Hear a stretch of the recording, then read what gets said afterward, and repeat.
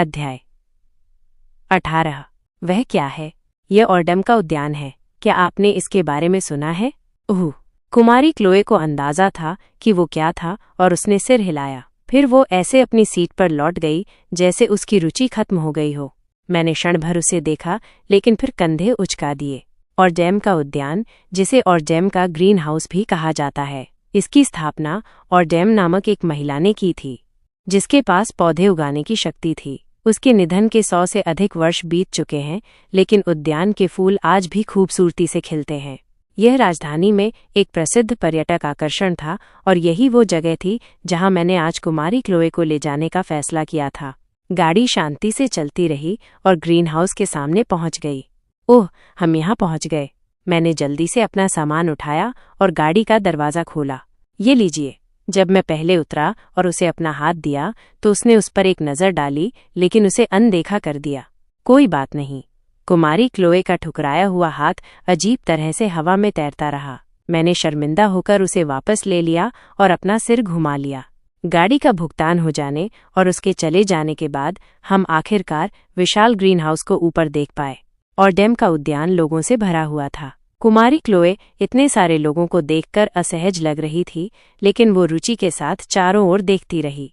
मुझे एहसास नहीं था कि यहाँ इतने सारे लोग होंगे। मुझे ये भी नहीं पता कि हमें अंदर जगह मिलेगी या नहीं। क्या देर वसंत के दौरान ये जाने की जगह थी?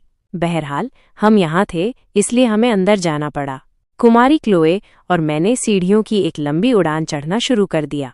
सीढ़ियां कभी खत्म नहीं होती दिख रही थीं, लेकिन जब कुमारी क्लोए ने भौहें चढ़ाना शुरू ही किया था कि हम आखिरकार ऊपर पहुंच गए।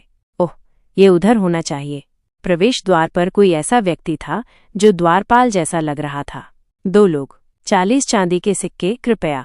प्रवेश शुल्क प्रति व्यक्ति 20 चांदी के सिक्के था। मैंने सावधानी से अपनी थैली खोली और उसे 40 चांदी के सिक्के सौंप दिए।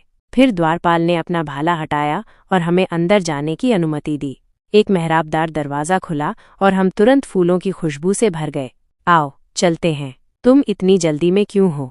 कुमारी क्लोए ने मुझे हल्की डांट लगाई, लेकिन मैं पहले से ही उद्यान में बहुत व्यस्त था। क्या खुशबू है प्रवेश द्वार से ही। मुझे आश्चर्य है कि इस जगह पर कितने फूल हैं। एक बार जब हमने प्रवेश द्वार और एक गलियारे को पार किया तो हम एक अविश्वसनीय दृश्य पर पहुंचे। बड़ी कांच की गुंबद से रोशनी की किरणें आ रही थीं और फूल रोशनी में नहाए हुए अपनी पंखुड़ियों को पूरी तरह से खोलकर अपनी खुशबू बिखेर रहे थे। मैं विस्मय से चिल्लाए बिना नहीं रह सका। वाह! इस जगह पर फूलों की प्रजातियों की संख्या गिनना असंभव था। जो लोग लापरवाही से इधर उधर घूम रहे थे, उनके चेहरों पर मुस्कान थी। इतने सारे फूलों से निकलने वाली खुशबू भारी हो सकती थी, लेकिन ऐसा महसूस नहीं हुआ। हवा में भरी खुशबू नाजुक और मधुर थी। जब मैं विस्मय से चारों ओर देख रहा था तो मैंने एक खाली जगह देखी। ओह, मैं वहां हमारे लिए एक सीट ले आऊंगा। कुमारी क्लोए ने मेरी ओर देखे बिना सिर हिला दिया। मैं किसी और के उसे चुराने से पहले वहां दौड़ पड़ा और एक पिकनिक चटाई बिछा दी। मैंने हमारे कीमती पिकनिक बास्केट को कोने पर भी रखा और कुमारी क्लोए के बैठने के लिए एक मोटा कुशन निकाला। जब मैंने सब कुछ सेट करने के बाद ऊपर देखा तो मैंने कुमारी क्लोए को गुलाब के बगीचे के सामने अपनी आंखें गड़ाए हुए देखा। उसे इस तरह देखकर मुझे कुछ याद आया। राजकुमार हाइड का कुमारी क्लोए को एक सुनहरा गुलाब भेंट करने का दृश्य। पीछे मुड़कर देखने पर मुझे याद आया कि वो दृश्य ऑर्डेम के उद्यान के गुलाबों से प्रेरित था, क्योंकि यहाँ के गुलाब असाधारण रूप से बड़े और रसीले थे। अब जब मैं इसके बारे में सोचता हूँ तो कुमारी क्लोए वयस्क होने के बाद उस दृश्य का अनुभव करने वाली है। मैं एक पल के लिए अपने विचारों में खो गया, लेकिन फिर झटके से बाहर आया और कुमारी क्लोए की ओर चला गया, जो बैठने में अनिच्छुक लग रही थी। कुमारी, आप क्या कर रही हैं? फिर कुमारी क्लोए थोड़ी बेचैन हुई और फिर मुझे एक फूल सौंप दिया। ये लीजिए। ये एक गुलाब था, एक गुलाब जो कुमारी क्लोए के सामने था। तुम्हारे हाथ में चोट नहीं लगी? नहीं। जैसे ही मैंने चिंता से अपनी आंखें खोलीं, मैं हाफ गया। रुको, लेकिन तुम फूल नहीं तोड़ सकती। क्यों? इसमें लिखा है कि मैं तोड़ सकती हूँ। कुमारी क्लोए ने गुलाबों के झुंड के सामने लगे साइन बोर्ड की ओर इशारा किया। ऑर्डेम के उद्यान में आप हमेशा एक फूल भेंट करने के लिए तैयार हैं। दरअसल एक नया फूल पहले से ही कली बन रहा था। वाह! मुझे लगता है कि क्षमता की शक्ति ऐसी दिखती है। मैंने अद्भुत दृश्य पर विस्मय किया, लेकिन जल्द ही हंसा। सच में साइन बोर्ड पर लिखा था कि वो फूल तोड़ सकती है। हालांकि ऐसा लगता था कि यह एक अलग परिस्थिति के लिए प्रकाश डाला गया था। कुमारी, मुझे लगता है कि वो साइन बोर्ड ये कहने की कोशिश कर रहा है कि हमारी सीट कहाँ है। ओह, उधर। कुमारी क्लोए मेरी बात पूरी होने से पहले घूम गई और चली गई। मैंने कुमारी क्लोए द्वारा दिए गए गुलाब में अपनी नाक डुबोई और उसकी खुशबू ली, इससे पहले कि मैं उसे पकड़ने और बैठने के लिए उसके पीछे भागा। एक पल दीजिए, मैं हमारा दोपहर का भोजन निकाल लूं। हम अभी अभी बगीचे में पहुंचे थे, लेकिन पहले से ही दोपहर का भोजन का समय हो गया था। इसलिए मैंने जल्दी से कुमारी क्लोए के लिए एक लंच बॉक्स निकाला, जिसके बारे में मैंने सोचा कि वो अब तक भूखी हो गई होगी। ये सचमुच एक डिब्बे में मेरा दिल था, जो सुबह से तैयार किया गया था। तड़ा। इस लंच बॉक्स में 3 परतें थीं। पहली परत में मैश किए हुए आलू और अंडे के साथ बेकन सैंडविच था। दूसरी परत में अतिरिक्त प्रोटीन के लिए चिकन ब्रेस्ट सलाद था और तीसरी परत ताज़े फलों से भरी हुई थी। पहले एक सैंडविच खाओ। कुमारी क्लोए ने मुझसे सैंडविच लिया और धीरे धीरे खाने लगी। जैसे ही मैंने उसे संतुष्टि से खाते हुए देखा, उसने पूछा, तुम क्या देख रहे हो? हे, खाओ। मैं खाऊंगा। कुमारी क्लोए ने मुझसे ऐसे झिड़की दी जैसे अपनी शर्म को छुपा रही हो। मैंने भी अपना खाली पेट भरने के लिए चिकन ब्रेस्ट सलाद खाना शुरू कर दिया। कुमारी क्लोए ने वो दोपहर का भोजन चबाया जो मैंने उसके लिए तैयार किया था।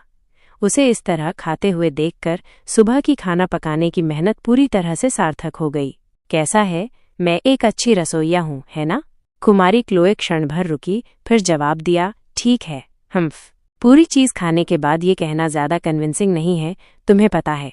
तुम ये खाओ। क्यों? मुझे माफ करना, मैं नहीं छेड़ूंगा। प्लीज थोड़ा और लो। कुमारी क्लोए और मैंने इस बात पर बहस की कि फल कौन खाएगा, लेकिन आखिरकार हम इसे बांटने के लिए सहमत हो गए। वाह, मेरा पेट भर गया। पेट भरा हुआ मैं पीछे की ओर गिर गया और लेट गया। हालांकि कुमारी क्लोए हैरान दिख रही थी। तुम क्या कर रहे हो? उठो। मुझे एक अजीब बीमारी है जिसमें बहुत ज्यादा भरने पर मैं पीछे की ओर गिर जाता हूँ। ऐसी कोई चीज नहीं है। उठो, तुम कहीं भी ऐसे ही नहीं लेट सकते। हाँ, लेकिन सच में यह सच है। क्या बहुत ज्यादा भरने पर पीछे की ओर गिरना सामान्य नहीं है? इस स्थिति में फर्श को गले लगाना चाहने में कुछ भी गलत नहीं है। हालांकि कुमारी क्लोए की तीखी नज़र बहुत दर्दनाक थी, इसलिए मेरे पास उठने और अपनी पोशाक को थपथपाने के अलावा कोई विकल्प नहीं था। तभी कुमारी क्लोए ने दूसरी ओर देखा। हम कुछ देर बैठे रहे और फूलों का आनंद लिया। एक बार जब हम उठे और अपना सामान पैक किया तो हम बगीचे में घूमते रहे। उन्होंने बहुत अच्छा रास्ता बनाया है। वाह, इस फूल को देखो, ये कितना बड़ा है। कुमारी, मुझे लगता है कि ये आप पर अच्छा लगेगा। पीछे मुड़कर देखने पर मुझे लगता है कि मैंने ज्यादातर बातें की। दूसरी ओर मुझे लगता है कि कुमारी क्लोए ने फूलों से ज्यादा मुझे देखा। जब भी मैंने उसकी ओर देखा, हमारी आंखें मिलीं। ऐसा लग रहा था कि कुमारी क्लोए ने इस बगीचे का उतना आनंद नहीं लिया।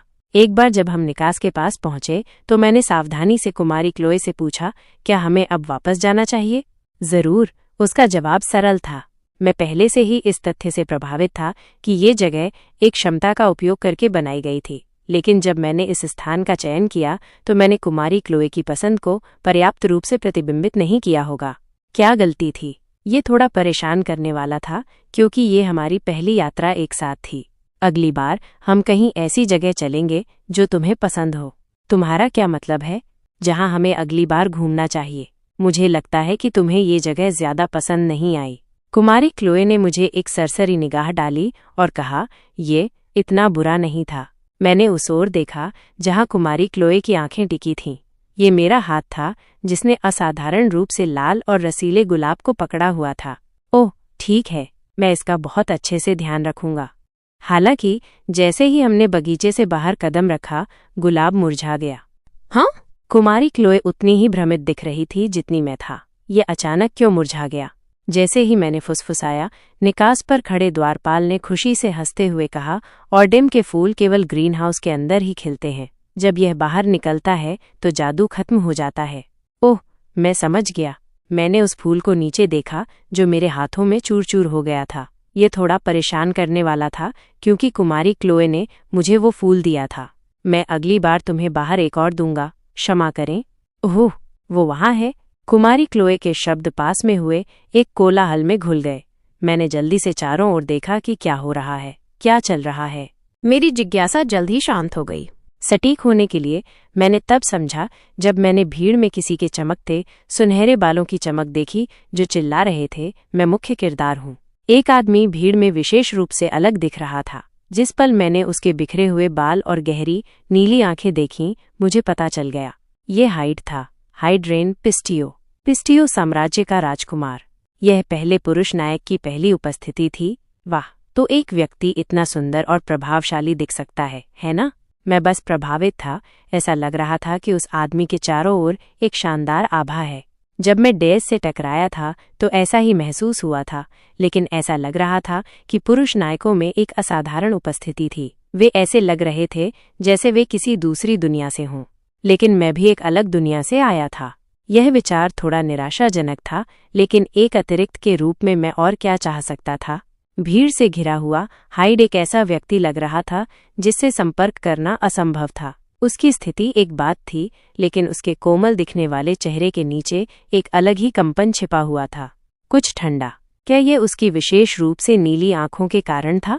उसी क्षण हाइड की निगाहें उस जगह से गुजरी जहां हम खड़े थे। रुको, अब जब मैं इसके बारे में सोचता हूँ तो कुमारी क्लोए यहीं है। हाँ?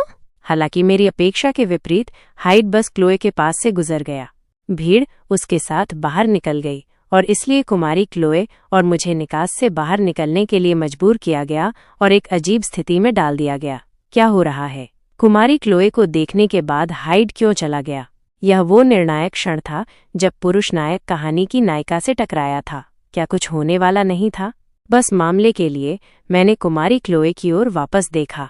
हालांकि वह पहले जैसी ही लग रही थी। तुम क्या घूर रहे हो? क्या? ओह, कुछ नहीं। ऐसा लग रहा था कि हाइड को देखने के बाद कुमारी क्लोए को कुछ भी महसूस नहीं हुआ। मैं थोड़ा हैरान था, लेकिन जल्द ही स्थिति को स्वीकार कर लिया। ठीक है, हाइड और कुमारी क्लोए उपन्यास की कहानी में पहली बार मिलते हैं, इसलिए वे अभी अतीत में नहीं मिल सकते थे। कुमारी क्लोए ने उपन्यास में भी ऑर्डेम के उद्यान का दौरा नहीं किया होगा, क्योंकि यह कुछ ऐसा था जिसका मैंने फैसला किया था। तो क्या इसका मतलब है कि मैंने लगभग उपन्यास की कहानी में बाधा डाल दी थी? ऐसा नहीं लगता कि ये कुछ भी नहीं है। जब मैंने कुमारी क्लोए को फुसफुसाते हुए सुना तो मैं वास्तविकता में वापस आ गया। नहीं, सच में, तुम्हें ऐसे मर्द पसंद हैं? माफ करना। कुमारी क्लोए ने हाइड को सीढ़ियों से नीचे उतरते हुए देखा। हालांकि वो पूरी तरह से उदासीन दिख रही थी। तुम अपनी आंखें उस पर से नहीं हटा सकीं। क्या उसे लगा कि मैं हाइड से मोहित हो गई थी या कुछ और? नहीं, कोई रास्ता नहीं। वह तुम्हारा आदमी बनने वाला है। कहानी जारी रहेगी।